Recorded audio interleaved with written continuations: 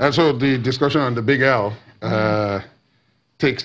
But the big L with two branches, it's almost like a big Y. Yeah, it's almost like a big Y now because it's divided into logistics and then, of course, you have security. But at this point, one of the things that the INEC chairman did talk about at his briefing today was for voters to come out, and even our last guest, Dr. Lecky from INEC, did again point out that people should come out and vote. That speaks to voters' involvement. But the other part of it is voter education. Because while INEC is trying to put together all the logistics, how much do the people what's know? happening with the education part? And for that, we're being joined in the studios by a legal practitioner, but he's also Channels Television's election consultant, Mr. G.T. Ogunye. Thank you so much for joining us at this time. My pleasure. Thanks for inviting me. And from our Abuja studios, we have Mr. Tony Iradia, who is former Director General of the Nigerian Television Authority. Mr. Iradia, thank you so much for joining us on The Verdict tonight. Thank you.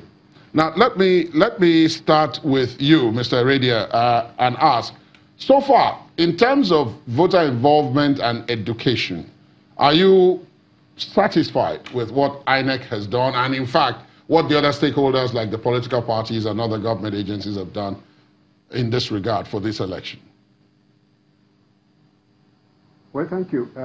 It's quite difficult to suggest that one will be satisfied with what has been done so far, because when you look at what voter education means continuous education. It means something that does not stop, because we all are differently endowed, and whereas some people can get the message by just one sentence, some other people, you have to say it over and over again, and probably say it in the language that they understand. But voter education here has been quite elitist and urban-centered. We talk only in the urban centers, Abuja, Lagos, Port Harcourt, and all of that. Majority of our voters are in the rural areas. They don't understand the language of public enlightenment, which is English. So we need to get those who can talk to people in the language they understand and carry them along. But when we talk through television, through radio, and modern means of mass communication, yes, we are following the world, but how much is Nigeria itself following the world? How is our literacy rate improving? It's not improving. So at this point in time, government should have actually mobilized the National Orientation Agency to move from house to house, to carry the campaigns to Nigerians. And the campaign this time will not necessarily be how to vote, because we want to presume that that has been done. The campaign this time will be telling the people the benefit of still going to vote in spite of the inconveniences that the postponement may have cost everybody. It's great to hear Nigerian institutions and business groups like the airlines that have dropped their fares to encourage people to go and vote. And many other people can do such incentives that can help people. But there must be movement from house to house, from village to village, using the traditional rulers, using the local interpreters, and so on and so forth. But we have to realize that we cannot depend on the modern mass communication channels alone. They are useful, they are good, it's the latest, but not many people are going to get that. To that extent, I think there's something wrong in heaping the burden of voter education on the Electoral Commission. Okay, Mr. Iradia, I will come back to you shortly, but I understand we have our Oyo State correspondent there, Bukola Oriowo. She's going to give us a bit of a situation update and see how far people are prepared in that state for Saturday. Buki. Good evening, Ladi, and welcome to Ibadan, the Oyo State capital. We're currently at the CBN premises on the business district of Dugbe, here in Ibadan, the Oyo State capital.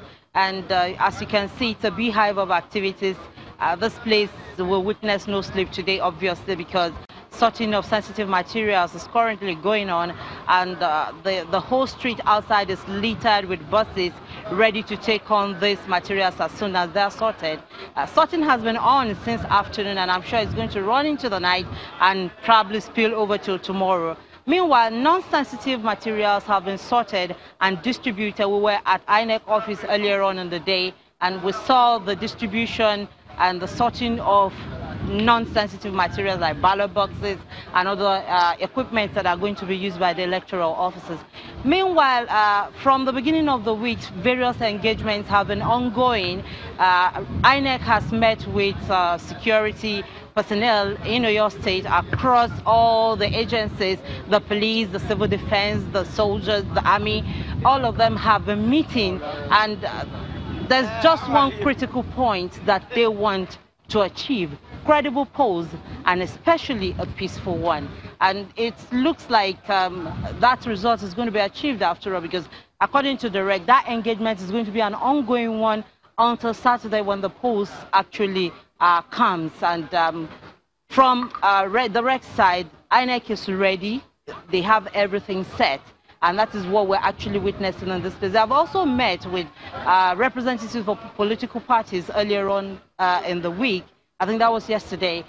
They met with them on the need to actually tell their people to be peaceful, to conduct themselves peacefully and in a manner that will make all the polls credible in all the areas. And some of the materials I learned are going to be moved today, especially the non-sensitive ones, because in Oyo State here, we have some border towns that are as far as 6-7 hours from Ibadan. So some of them have to start leaving early so we don't have a recurrence of logistic issues that happened and that led to the cancellation of last election.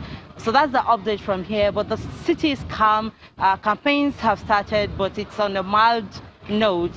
Various parties are still going to, especially grassroots areas, to canvass for vote and the rest of it. But over here, we're still here witnessing the sorting out of these materials. From the CBN office in Ibadan, Bukola Oriowo, Channel Television News. Thank you, Bukola. We can see all the activity going on there in the background. Now, let's move over to the south, where earlier our correspondent Jessica Ologbosere also gave us a bit of a situation update in Edo State. Jessica? Okay, we don't have Jessica right now, but we should have her pretty in a little while. soon. Yes, okay, so let's come back to Lagos and let me talk to you, Mr. Obunye. You've heard from the INEC chairman. You've seen everything that he's been saying in the last couple of days since Saturday. And the talk for, or let's say, in terms of the people out there, we have moved from what are the 7 steps to voting to let this thing just happen. How eager do you think people still are since the shift?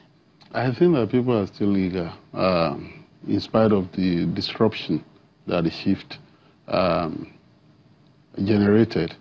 And I think that they are hopeful that this time around, the election will be successful. As it is said, once beaten, twice shy. So, and it's good that INEC held that press briefing today. It was as if they were on cue listening to what we were discussing the other time, when I was saying that by Wednesday, 72 hours to opening of voting, that they should tell Nigerians that they were ready. You look more optimistic. I mean, on Saturday, your face was... it was quite angry. Oh, I was angry. I wasn't... nightmare is not good. And so when you announce something around 3 a.m., it's just bad, very terrible dream. Maybe that was why I was looking very disturbed and all that. But now, I think that I'm hopeful, very hopeful, that INEC will be able to put this act together and deliver. Indeed, the stake is very high. The international community, again, will be looking at Nigeria, and God forbid that we should bungle it this time around. And very significantly, before the mishap, the electoral mishap, I think INEC this year, and people didn't pay much attention to this, initially staggered this election in a way. 2-week intervals, unlike the ones we had before.